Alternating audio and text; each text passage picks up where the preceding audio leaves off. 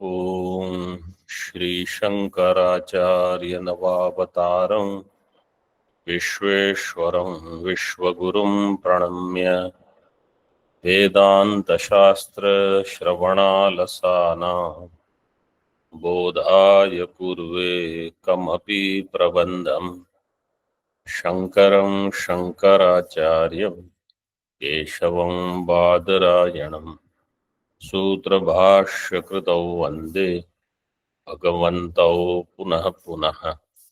ईश्वरो गुरुरात्मेति मूर्तिभेद विभागिने व्योमवद्व्याप्तदेहाय दक्षिणामूर्तये नमः। ओम शांति शांति शांति। दशश्लोकी सिद्धांत बिंदु में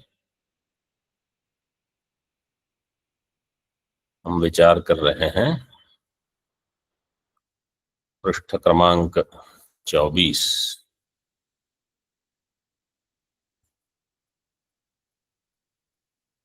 सिद्धांति ने जब कहा कि प्रमाता जो है वो है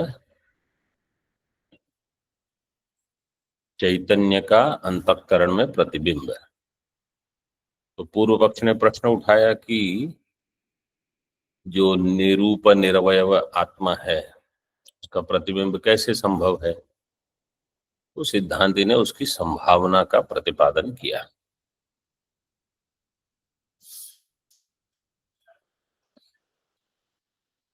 अब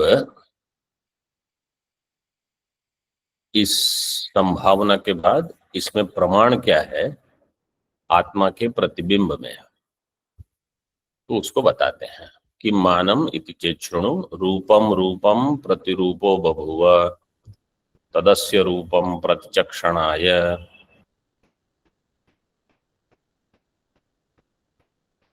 ये प्रथम उद्धरण है बृहदारण्यक उपनिषद का।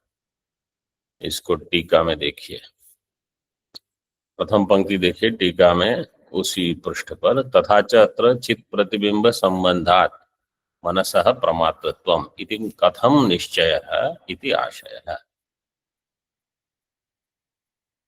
अब यहाँ एक विचार का विषय है, वो क्या है कि आत्मा का जो प्रतिबिंब है, आत्मा में हम सत चित आनंद तीनों का, तीनों धर्मों का कहो अथवा तीनों लक्षणों का आत्मा में समावेश है। तो जब हम कहते हैं आत्मा का प्रतिबिंब होगा तो केवल चैतन्य का प्रतिबिंब ये कहने का आशय नहीं है। प्रतिबिंब तो सबका होगा, जैसे चैतन्य का प्रतिबिंब होगा ऐसे सत और आनंद का भी प्रतिबिंब होगा। अधिकतर विचार चैतन्य के प्रतिबिंब को लेकर बताया जाता है। क्यों, इसको कोई बता सकता है विचार करके?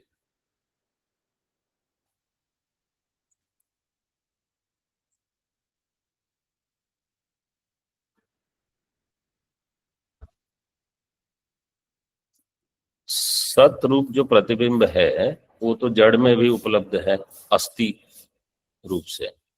घटो अस्थि, पटो अस्थि, वृक्षो अस्थि, पर्वतो अस्थि। इस प्रकार सत की जो अनुवृत्ति है, सत का जो प्रतिबिंब है वो अस्थि के रूप में सर्वत्र उपलब्ध हो जाता है। तो इसलिए वहां विचार का कोई अधिक उपयोग नहीं है इस प्रकरण में। और जो आनंद का प्रतिबिंब है आनंद का प्रतिबिंब केवल जीवन मुक्त में ही अधिक उपलब्ध होता है, अन्य में भी होता है प्रिय मोद प्रमोद के रूप में।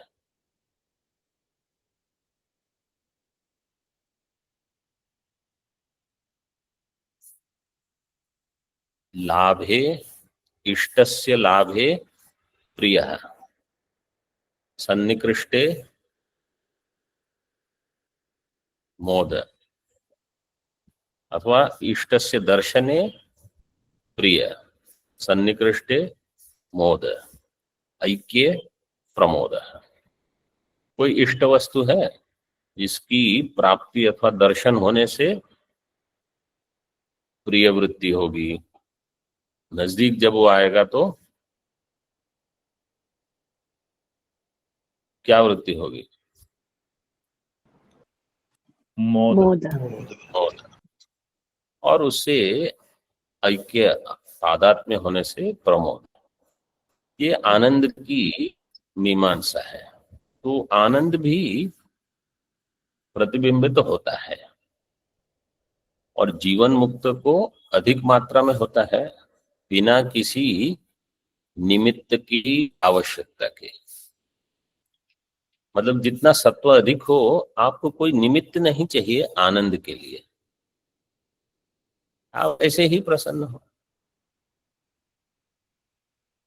क्योंकि सत्व में आत्मा का प्रतिबिंब, आनंद का भी वो प्रतिबिंब होगा वहां। और जहां अधिकतर तमोगुण है, वहां दुखी होने के लिए कोई निमित्त नहीं चाहिए, वह ऐसे ही दुखी है। जैसे सत्व अधिक होने पर बिना निमित्त के आप सुखी हो सकते हो, ऐसे तमोगुण होने पर बिना निमित्त के भी आप दुखी हो सकते हो। तो तमोगुण ही निमित्त है वहां, जैसे वहां सत्वगुण ही निमित्त है सुख के लिए। तो सत और आनंद इनका भी प्रतिबिंब होता है, लेकिन चैतन्य का प्रतिबिंब और इसका विचार इसलिए अधिक होता है क्योंकि तत्वमसि उपदेश जड़ पदार्थ को देते नहीं। इसलिए जहां सत का प्रतिबिंब है वो तो अधिक जगह व्याप्त है, उसकी कोई वहां आवश्यकता नहीं रही। और जो आनंद है वो तो जब अधिकतर सत्व हो जाएगा तो अपने आप ही उपलब्ध रहता है। तो तत्वमसि में जो जीव ब्रह्म ऐक्य बताया जाता है, यह ऐक्य वास्तव में चैतन्य के स्तर पर ऐक्य है, चैतन्य रूपेण ऐक्य। सदरूप से भी ऐक्य है, आनंद रूप से भी ऐक्य है, लेकिन मैं जड़ से भिन्न एक चैतन्य वस्तु हूं। जीव अपने आप को इस प्रकार से जानता है, जिसको कहते हैं प्रमाता। तो इसलिए यहाँ चित प्रतिबिंब को लेकर विचार हुआ है। वास्तव में आप अगर देखोगे तो आचार्य मधुसूदन सरस्वती जी ने केवल इतना लिखा, आत्मनः प्रतिबिंबे किमान। टीकाकार ने लिखा चित प्रतिबिंब संबंध। और जो जो श्रुति है, कहीं ये नहीं कहा कि केवल चैतन्य का ही प्रतिबिंब हुआ है। आप देख लीजिए जो भी यहाँ उदाहरण दिए हैं, एक भी उदाहरण ये नहीं कहता कि केवल चैतन्य का ही प्रतिबिंब है, आत्मा का प्रतिबिंब है। तो आत्मा से आपको तीनों ले सकते हो।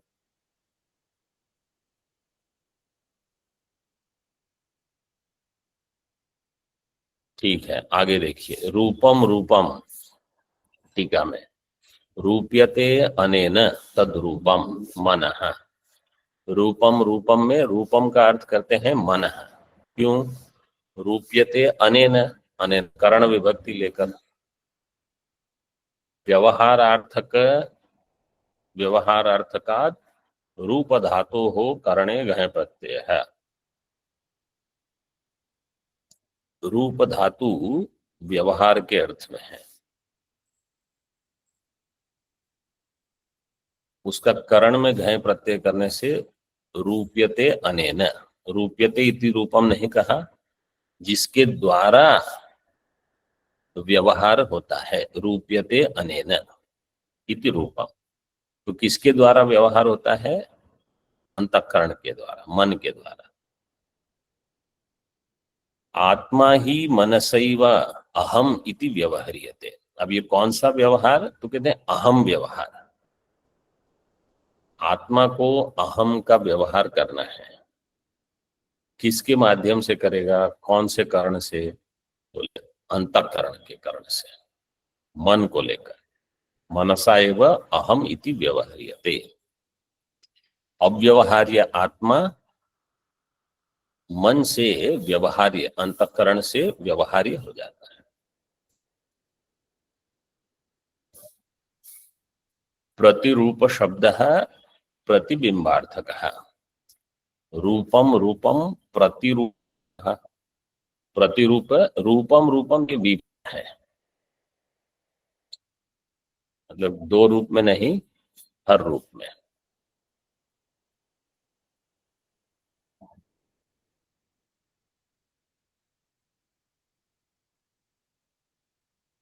जैसे केनोपनिषद में कहा प्रतिबोध विदितम मतम। प्रतिबोध का अर्थ है बोधम, बोधम प्रति, मतलब हर बोध में जो उपलब्ध है आत्मा। अब आपको सामर्थ्य दिया है कि आप हर बोध में आत्मा का चिंतन कर सकते हो, अथवा हर बोध में कुछ विषय का चिंतन करो, अथवा उस वृत्ति का चिंतन करो, सब सामर्थ्य है। और विषय परमात्मा हो, भक्ति है, कर सकते हो। विषय कोई अन्य विषय है जो बंधन करेगा, वो भी हो सकता है।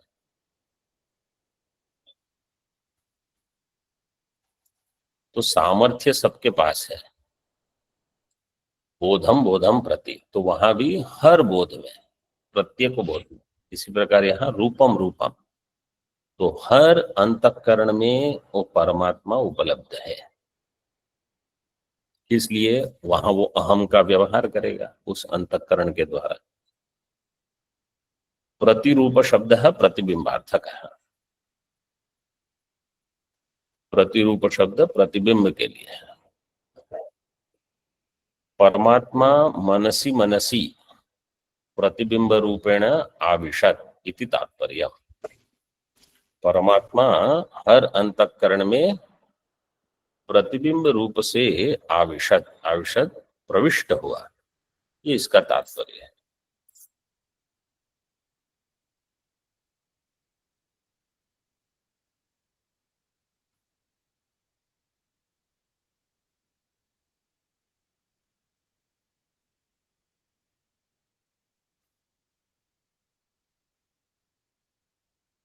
अगली पंक्ति है तदस्य रूपम प्रतिचक्षणाय। तद अस्य रूपम, तस्य प्रयोजनम किम, किम प्रयोजनम अस्य। प्रतिचक्षणाय, प्रतिचक्षणम इसका प्रयोजन है। प्रतिचक्षणम व्यवहार विशेषः। अस्य परमात्मनस् तद्रूपम मनसि प्रविष्टम। इस यह परमात्मा जो है उसका रूपम, रूपम का अर्थ है जिसके द्वारा वो व्यवहार करेगा। ये अहम, आत्मा, आत्म रूपी अहम अंतःकरण में अहम रूप से, मतलब अहम के प्रतिबिंब रूप से उत्पन्न हो गया, उपलब्ध हो गया।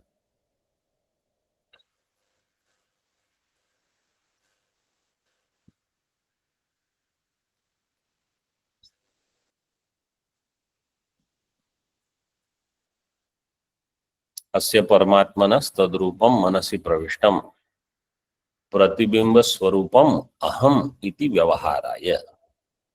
और मैं यह प्रतिबिंब स्वरूप हूं, ऐसे आत्मा व्यवहार कर सकता है।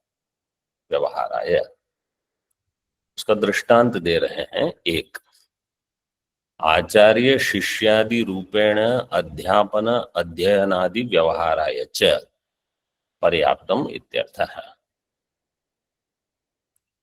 व्यवहार के लिए कोई भी दृष्टांत दे सकते थे। दो पशु लड़ रहे हैं, ये भी दृष्टांत हो सकता है। वहां भी रूपम रूपम प्रतिरूपो बभूव,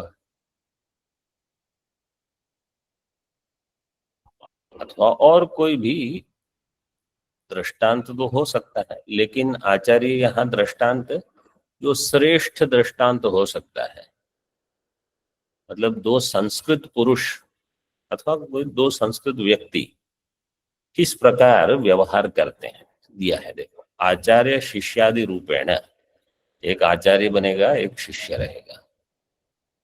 अध्यापन अध्यापन अध्ययन, आचार्य अध्यापन करेंगे, शिष्य अध्ययन करेगा। इस व्यवहार के लिए तो अनेक व्यवहार हो सकते हैं, लेकिन इसको मुख्य व्यवहार माना गया है। मुख्य इसलिए कि यहाँ मोक्ष की कुछ संभावना है। बाकी व्यवहार तो ऐसे ही चल ही रहा है, उसमें नया क्या है। माया इति, अब मूल में देखिए, तदस्य रूपम प्रतिचक्षणाय, ये एक उद्धरण समाप्त हुआ। इसके बाद पूर्ण विराम कर दीजिए मूल में।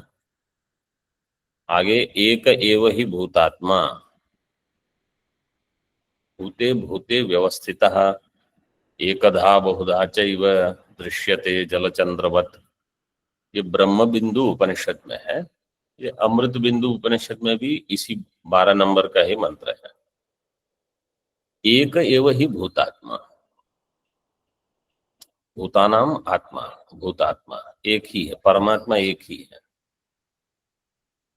लेकिन भूते भूते व्यवस्थित है, हर भूत में, हर शरीर में उपलब्ध है, व्यवस्थित है। तो कैसे? एकधा बहुधा चैव, एक प्रकार से और अनेक प्रकार से।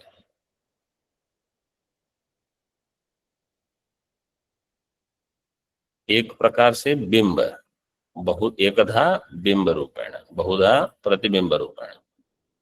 एकधा बहुधा चैव जलचंद्रवत दृश्यते, जैसे जल में चंद्रमा है, इस प्रकार से देखा जाता है। ये एकधा बहुधा, इसको अलग अलग प्रकार से इसका वर्णन हो सकता है। जैसे एक ब्रह्म, एकधा और बहुधा, एक ही ब्रह्म ईश्वर के रूप में भी भासता है और जीव के रूप में भी भासता है। क्योंकि जो माया में उपाधि होगी वो एकधा, अविद्या में, अविद्या उपाधि में जो प्रतिबिंब होगा वो अनेकधा, बहुधा। ऐसे भी इसका अर्थ घटा सकते हैं। अथवा एकधा से एक जीववाद, बहुधा से बहुजीववाद, जिस प्रकार से आप समझ सकते हो। एकधा बहुधा चैव,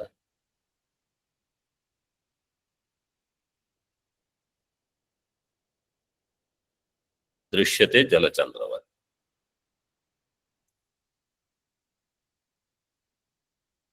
तो ये जो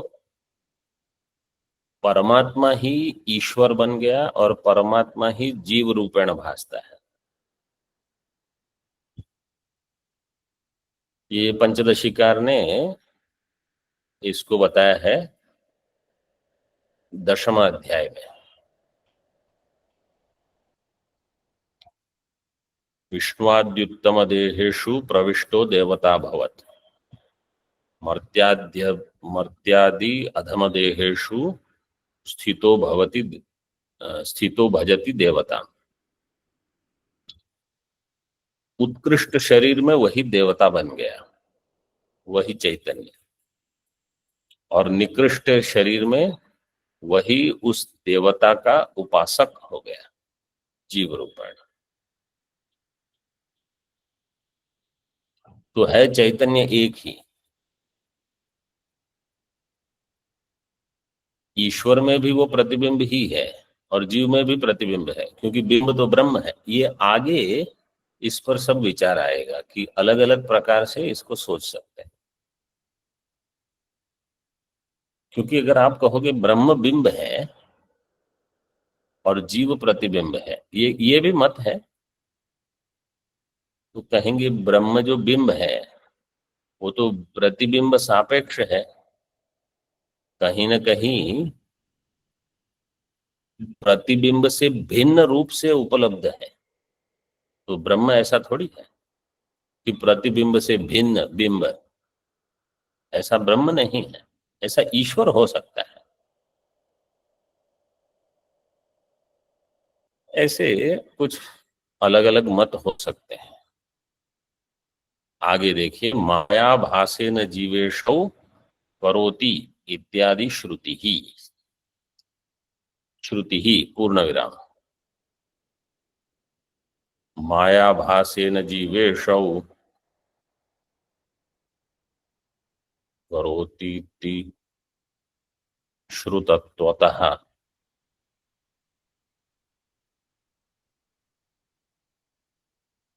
माया आभास के द्वारा, मतलब प्रतिबिंब के द्वारा, जीव ईशव करोति, माया आभास से दो को बना देती है, जीव को और ईश्वर को, दोनों। कैसे? जहां विशुद्ध सत्व उपाधि है वहां माया ईश्वर को उत्पन्न कर देगी, और जहां मलिन सत्व उपाधि है वहां क्या होगा? जीव जीव जीव की उत्पत्ति हो जाएगी। तो इसमें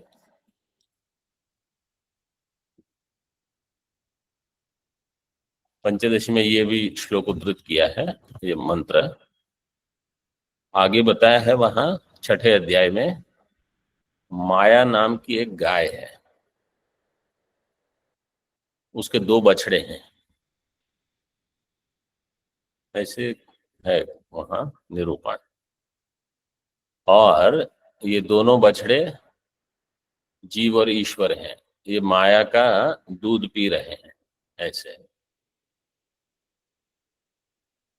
तत्पद और त्वम पद दोनों सोपाधिक हैं,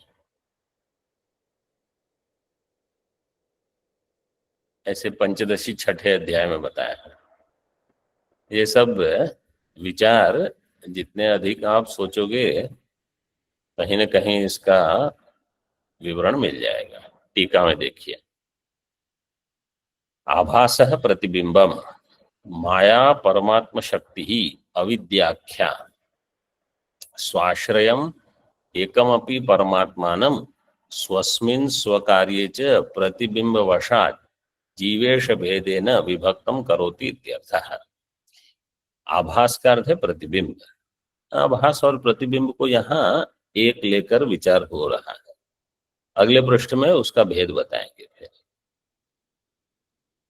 क्योंकि प्रतिबिंबवाद और आभासवाद, इन दोनों में विचार में भेद है।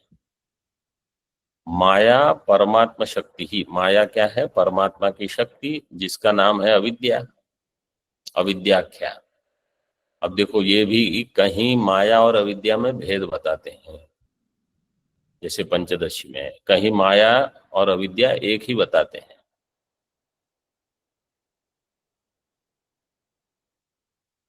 जैसे मांडुक्य कारिका में। क्योंकि माया ही मूला विद्या है, तो अविद्या का अर्थ है मूला विद्या।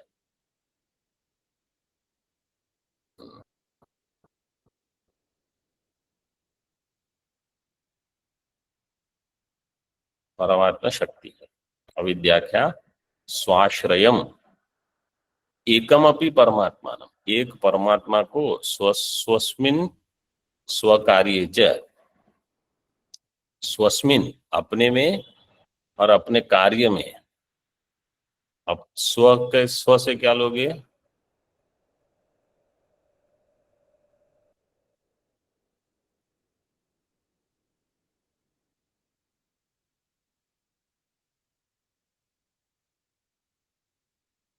स्वस्मिन में स्व से क्या लोग है?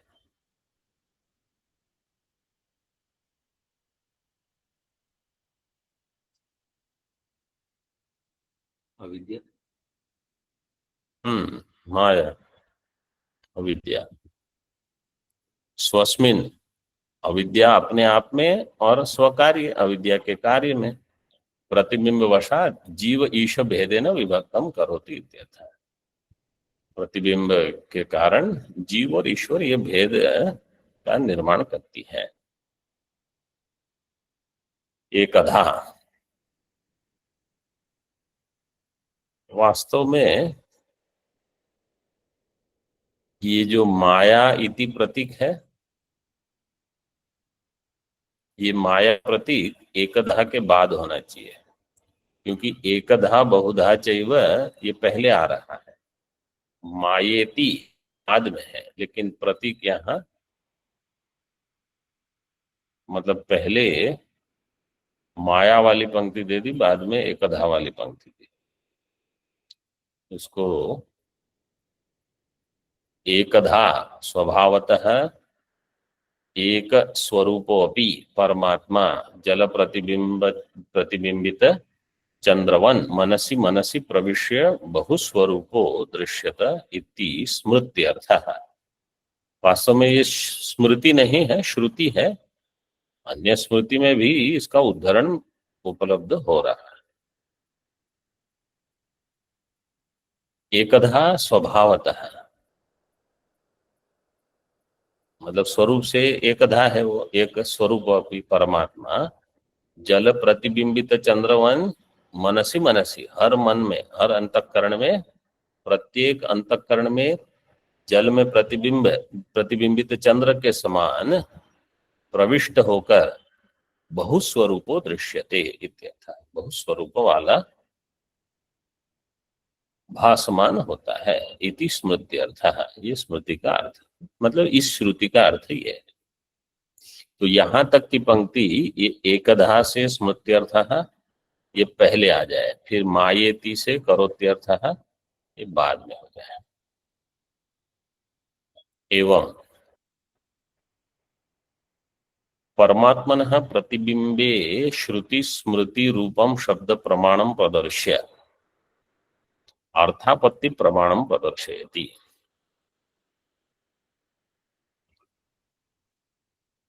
ये अब तक जो श्रुति प्रमाण दिए सीधे ही शब्द प्रमाण से ही भान होता है। अब क्या प्रमाण देते हैं? अर्थापत्ति प्रमाण देते हैं।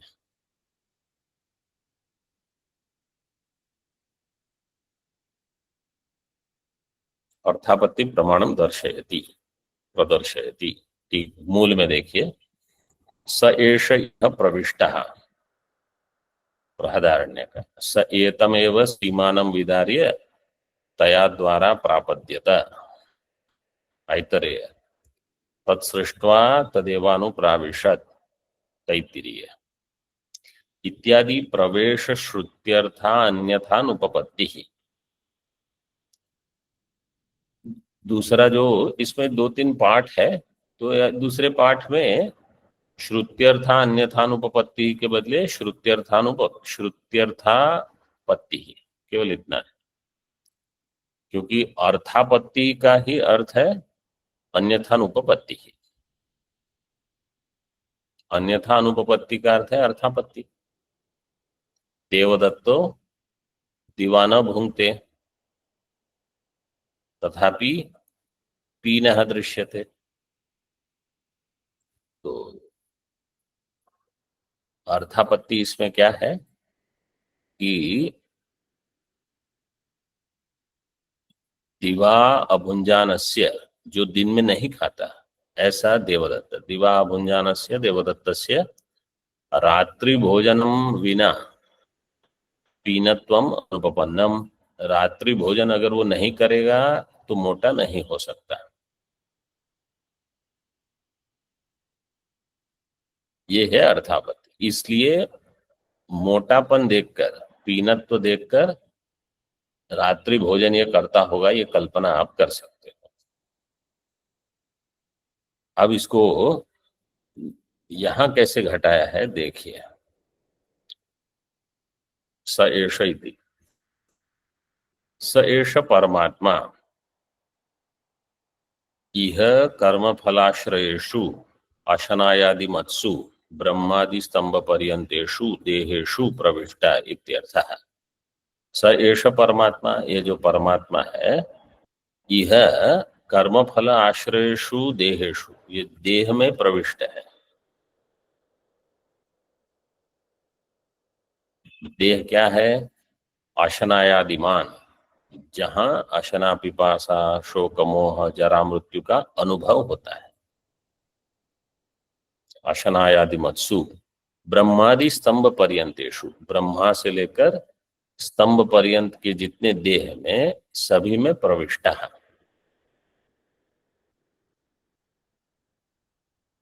इत्यर्थ है। आगे, स एतमेव सीमानं विदार्य तया द्वारा प्रापद्यत, ऐत्रेय में दिया। स एतम इति, स परमात्मा एतमेव मूर्ध मध्य भागम एव कपाल संधि रूपम सीमानं स्थान विशेषम विदार्य तेन द्वारेण देहे प्राविशद इत्यर्थः। मूर्ध मध्य भाग मतलब ये जो है यहाँ, कपाल संधि रूपम सीमानम स्थान विशेषम विदार्य, कपाल की संधि मतलब ये बायां दायां इसके मध्य में यहाँ स्थान विशेषम विदार्य, उसका विदारण करके तेन द्वारेण देहे प्राविशत, उस द्वार से देह में परमात्मा प्रविष्ट हुआ है।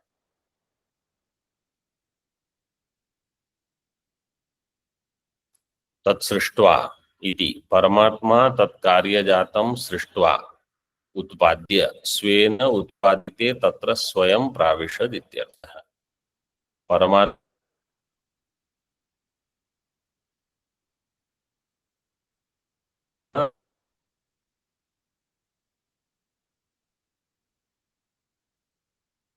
कार्य का निर्माण करके पंच महाभूत,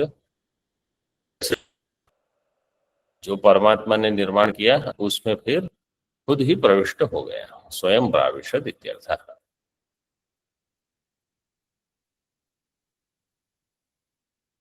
अब प्रश्न ये है कि ये भी श्रुति वाक्य है, इसके पूर्व में भी श्रुति वाक्य थे, फिर पूर्व वाक्यों को कहा श्रुति प्रमाण, इन वाक्यों को कहा श्रुति अर्थापत्ति अथवा श्रुति अर्थ अन्यथानुपपत्ति है। तो ये अर्थापत्ति क्यों है, ये भी श्रुति प्रमाण क्यों नहीं?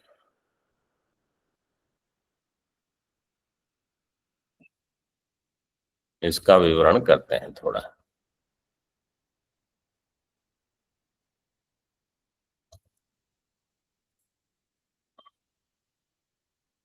आसु श्रुतिषु देहादौ परमात्मनः प्रवेशः प्रतिपादितः। आसु श्रुतिषु, इन सारी श्रुतियों में देह में परमात्मा का प्रवेश, इसका प्रतिपादन हुआ है। लेकिन इन सब में प्रश्न क्या है कि देवदत्त जो है वो तो अपना ग्रह निर्माण करके उसमें प्रविष्ट हो सकता है, लेकिन परमात्मा जगत का निर्माण करके अथवा किसी देह विशेष का निर्माण करके उसमें कैसे प्रवेश करेगा? जो व्यक्ति पहले बाहर है वो प्रवेश कर सकती है, परमात्मा तो ऐसा नहीं है कि पहले कहीं बाहर है फिर प्रवेश करेंगे, तो पहले से वहां उपलब्ध है। तो प्रवेश श्रुति का तात्पर्य क्या है? वो यहाँ एक पंक्ति में दे दिया है, तथा च श्रुति प्रतिपादितस्य प्रवेशस्य अन्यथा अनुपपत्त्या परमात्मनः प्रतिबिंबम कल्प्यते। देखो, ये जो प्रवेश है ये श्रुति अर्थापत्ति के लिए है, चाहे वो तैत्तिरीय में हो, चाहे बृहदारण्यक में हो, चाहे ऐतरेय में हो, ये अर्थापत्ति प्रमाण है। लेकिन कौन सी अर्थापत्ति? श्रुति अर्थापत्ति। देखो, जो देवदत्त का दृष्टांत है ना, रात्रि भोजन करने का, तो देवदत्त का जो पीनत्व है वो आपको प्रत्यक्ष प्रमाण से ज्ञात होता है कि देवदत्त मोटा है। लेकिन आत्मा के बारे में जो भी ज्ञान हमको उपलब्ध होगा वो श्रुति से ही होगा। इसलिए यहाँ जो अर्थापत्ति होगी वो श्रुति से उपपन्न अर्थापत्ति होगी, इसलिए कहा श्रुति अर्थापत्ति।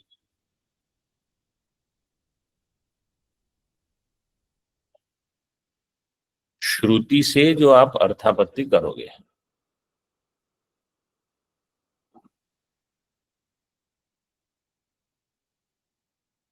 तो श्रुति से क्या अर्थापत्ति कर रहे हैं कि परमात्मा जो है उसका प्रवेश वो तो तभी संभव है अगर परमात्मा पहले बाहर कहीं है। सच यथा बहिस्थितो देवदत्तो गृहम प्रविशति तथा अत्र न संभवति। जैसे देवदत्त पहले घर के बाहर खड़ा है फिर घर में प्रविष्ट हुआ, ऐसा तो है नहीं यहाँ परमात्मा के विषय में। क्यों? सर्वव्यापिनः परमात्मनः क्वापि बहिस्थितत्व असंभवात्। सर्वव्यापी परमात्मा कहीं बाहर खड़ा है वो तो संभव ही नहीं।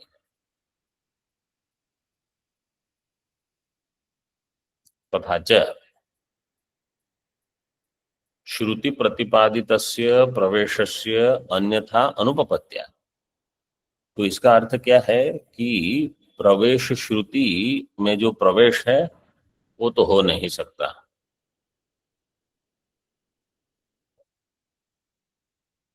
और ये भी संभव नहीं, इसकी बड़ी विस्तृत मीमांसा होती है कि जिसने प्रवेश किया है और जिसने सृष्टि बनाई है वो एक ही है। इसके प्रतिपादन के लिए ये प्रवेश श्रुति आई है।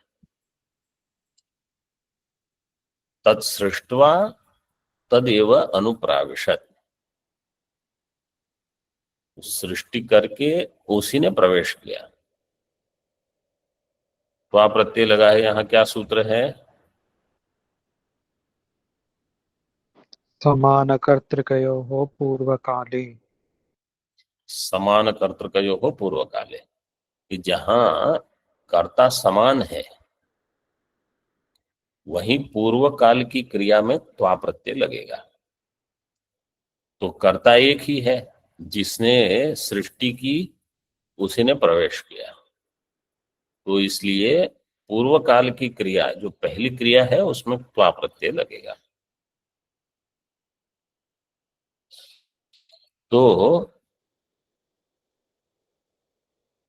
परमात्मा ही इस शरीर में उपलब्ध है, ये बताने के लिए ये सृष्टि प्रवेश श्रुतियां बताई गई। सर्वव्यापिनः परमात्मनः क्वापि बहिस्थितत्व असंभवात्। तथा च इसलिए श्रुति प्रतिपादितस्य प्रवेशस्य, श्रुति प्रतिपादित जो प्रवेश है वो अन्यथा अनुपपन्न हो जाएगा, अन्यथा अनुपपत्ति। तो प्रवेश तो हो नहीं सकता, तो कैसे समझाओगे? तो कहने का प्रयोजन ये है कि वहां परमात्मा का प्रतिबिंब उपलब्ध है। तो ये जो प्रवेश श्रुतियां हैं ये सब प्रतिबिंब अथवा आभास को ही बता रही है, लेकिन अर्थापत्ति से। तो प्रवेशस्य अन्यथानुपपत्त्या परमात्मा प्रतिबिंबम कल्प्यते। जैसे वहां रात्रि भोजन की कल्पना होती है, ऐसे यहाँ परमात्मा के प्रतिबिंब की कल्पना। छांदोग्य में कहा अनेन जीवेन आत्मना अनुप्रविश्य नाम रूपे व्याकरवाणी। तत् यथा मुखम दर्पणे प्रतिबिंबितम सत् प्रविष्टम इव भवति तद्वत्। मुख जो दर्पण में प्रतिबिंब होता है, प्रतिबिंबित होता है, तो प्रतिबिंबितम सत् प्रविष्टम इव, जैसे मेरा मुख वहां दर्पण में प्रविष्ट हो गया। प्रविष्ट हो गए का अर्थ क्या है? अब वो दर्पण में उपलब्ध है व्यवहार के लिए। लेकिन जो दर्पण में उपलब्ध है वो मिथ्या है। इसी प्रकार जल में जो सूर्य उपलब्ध है वो मिथ्या है।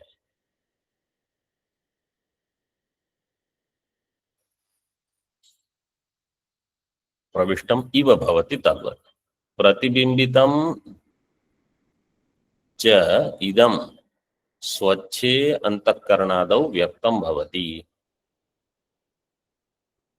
जब ये प्रतिबिंबित होता है तो स्वच्छ अंतःकरण में, स्वच्छे अंतःकरणादौ, अंतःकरण जो है वो स्वरूप से स्वच्छ है। स्वच्छ का अर्थ ये नहीं है कि उसमें कोई मालिन्य नहीं है। स्वच्छ का अर्थ केवल यह है कि उसका उपादान कारण सत्व है, बस। अगर सभी के अंतःकरण स्वच्छ ही होते तो चित्त शुद्धि की आवश्यकता ही क्या थी? वेद में पुराणों में इतना चित्त शुद्धि का महात्म्य क्यों दिया जाता है? अंतःकरण स्वच्छ है का अर्थ है अंतःकरण का उपादान कारण सात्विक है, बस। वो तो सबके पास है, लेकिन उसमें जो भरा गया है मसाला, किसी ने कूड़ा कचरा भरा है तो अधिक दुख देगा, किसी ने सुंदर से सजाया है। यतन्तोप्यकृतात्मानो नैनम पश्यन्त्य चेतसः। अकृतात्मा जो है, जिसने अपना अंतःकरण ठीक ठीक से सजाया नहीं है, वो वहां नैनम पश्यति, वो देखेंगे नहीं परमात्मा को। तदेव च जीव शब्देन व्यपदिश्यते। वही जो अंतःकरण में उपलब्ध प्रतिबिंब है वही जीव शब्द से बताया गया है। आभास इति एष जीवः परमात्मनः आभासो जल सूर्य का अधिवत। हाँ, ये मूल में देखिए पहले तो श्रुति प्रमाण दे दिया, फिर अर्थापत्ति प्रमाण दे दिया। अब ब्रह्म सूत्र बताते हैं। आभास एवच ब्रह्म सूत्र 2-3-50। अत एवच उपमा सूर्य का दिवत 3-2-18, ये भी ब्रह्म सूत्र। इत्यादि पारमर्श सूत्राणि च तत्र मानानि। पारमर्श सूत्र परम ऋषि के सूत्र, भगवान वेद व्यास के। आभास एवच, ये आभास है। जीव क्या है? परमात्मा का ही आभास है। टीका में देखिए, एष जीवः परमात्मनः आभासो। कैसे? जल सूर्य का दिवत प्रतिबिंब भूत एवं प्रत्येतव्य। जैसे जल में सूर्य का प्रतिबिंब है, ऐसे ही ये जीव है। प्रत्येतव्य का अर्थ है ज्ञातव्य, इस प्रकार जानना चाहिए। न परमात्मा एवं साक्षात, ये परमात्मा ही वहां उपलब्ध नहीं, परमात्मा जीव रूप से उपलब्ध हो। ना भी वस्तुअंतरम, और कोई अन्य वस्तु भी नहीं है। मतलब ये परमात्मा ही है लेकिन परमात्मा नहीं है, अन्य कुछ भी नहीं है। कैसे? अतएव आत्मैक्यादेव च जीवस्य श्रुतौ सूर्यकादिवत इति उपमा उपादीयत इति सूत्रार्थ। आत्मा का प्रतिबिंब के साथ ऐक्य होने से, जीव के साथ ऐक्य होने से श्रुति में श्रुतौ सूर्य का दिवत यह उपमा दी गई है। उपादीयत, इसका उपादान किया गया है, उसका ग्रहण किया गया है, ये सूत्र का अर्थ है। तथा ही अयम ज्योति ही आत्मा विवस्वान अपो भिन्ना बहुधा एकोनुगच्छन। तो ये ज्योति ही आत्मा